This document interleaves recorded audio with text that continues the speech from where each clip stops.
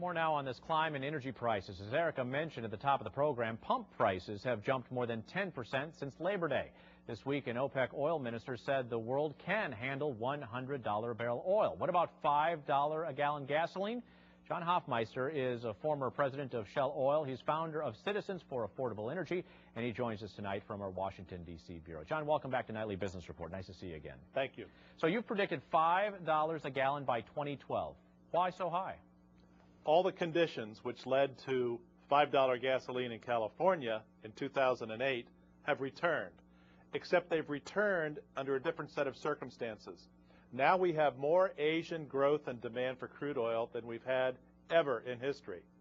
Our economy is recovering. Our demand is back to where it was basically in 2008. Combine the Asian demand with the fact that in this country we have done nothing. We learned no lessons from the 2008 high price period. In fact, we've gone the opposite direction. We've put a moratorium on drilling. We may have lifted the moratorium on drilling in the Gulf of Mexico, but we're granting no permits. The Secretary of the Interior has moved the next 5-year leasing plan to 2017. This administration has basically said we're not going to do oil, and it's very difficult to do coal as well. John, you talked about supply and demand there. Demand from Asia, especially demand possibly from the United States as the economy heats up. What about that supply issue? America, as you well know, relying on foreigners to feed our oil appetite. About 60% or so of our oil supply is imported. What are the policies that need to be put in place over the next 2 years before the next presidential election to change this? Well, the first thing that should be done is we should learn from history. We used to produce 10 million barrels a day in this country. We're now at 7. We're headed for 6 because of the moratorium. But is the supply there underground to get at? Absolutely.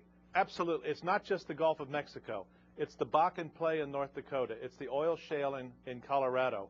It's the reserves that are off the coast of Alaska, which have just been taken away from the industry to pursue. It's the East Coast. It's the eastern Gulf of Mexico.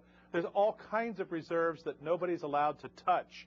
And I would say to the president, why don't we go back to where we came from? Let's go back to producing 10 million barrels a day. That would at least get us 50% of our domestic supply. And oh, by the way, it would create about 3 million jobs if we would go that direction. John, you mentioned $6 in California. It wasn't that long ago that national prices were at $4 a gallon. We're going to look at a 3-year price chart of pump prices.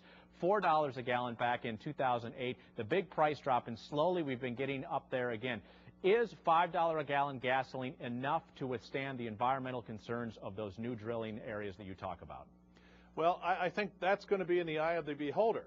We've drilled 58,000 wells in the Gulf of Mexico and had one bad accident, a very serious accident.